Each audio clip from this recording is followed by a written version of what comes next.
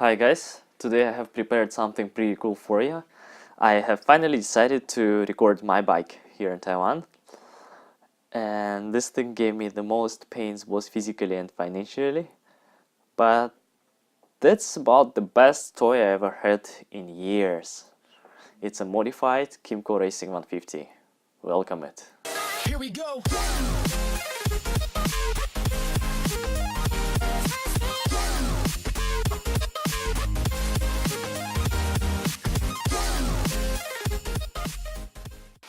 I had this bike for a little more than 4 years, and it did give me a lot of fun times and hard times. I use it basically every day I'm here in Taiwan, and it did pretty well so far for modified bike. Definitely if I would not modify anything, it would probably be very reliable still, but I doubt I would have as much fun on it. So let me explain you what I actually have modified here step by step. So let's start with the first thing that I recommend to modify for you too, if you would like to get into this, and also what you should not modify in the end.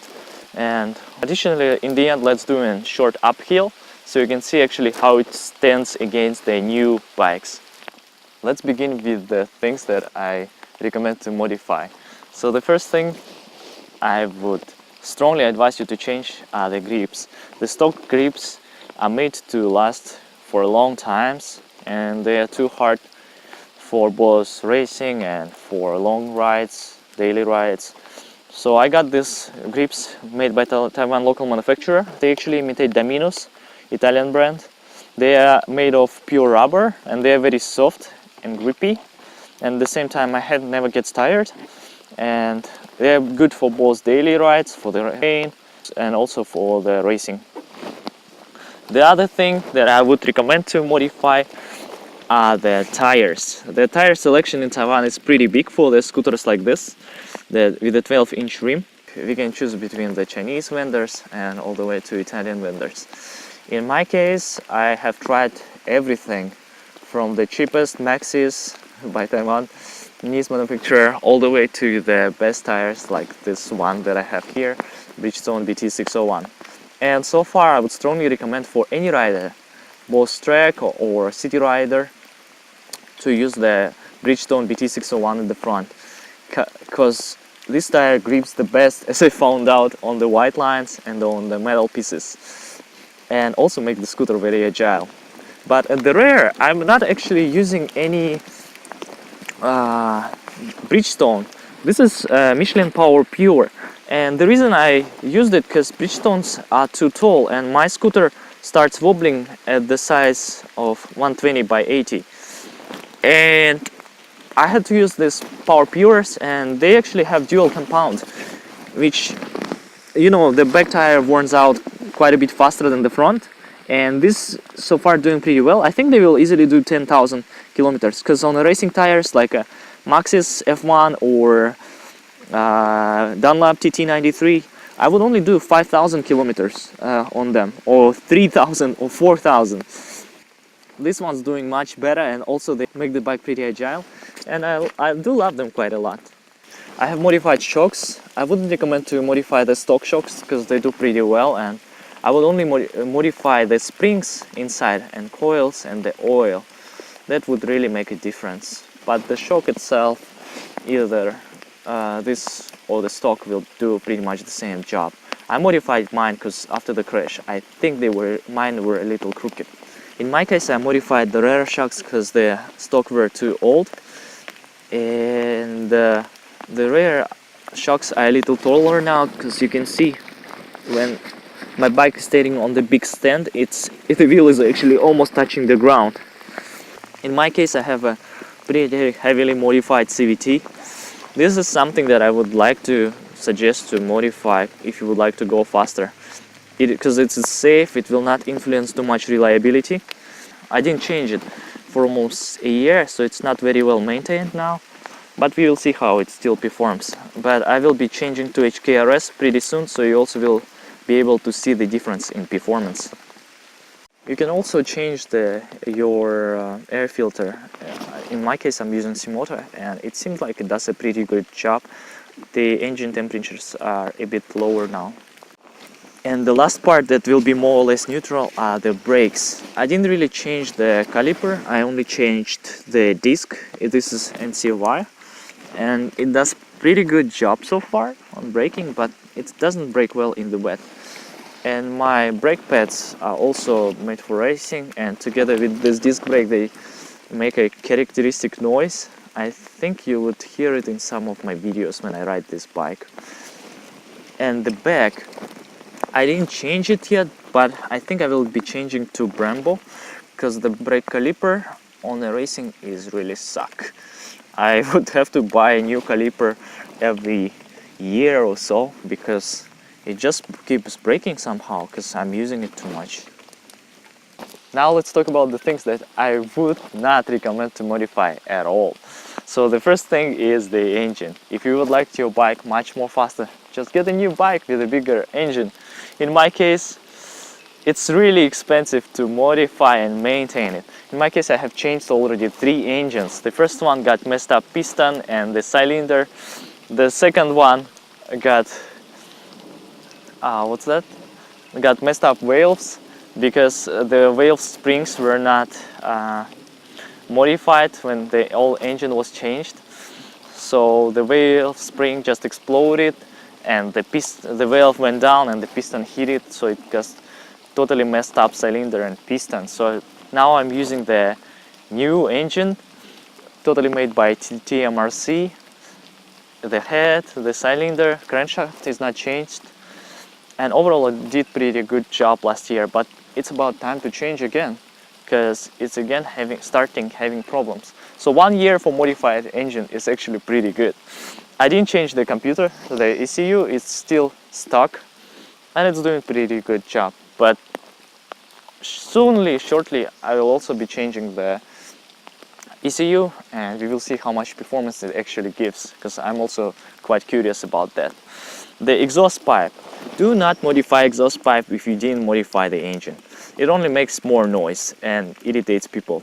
But in my case, I was younger, I was more stupid, and I modified.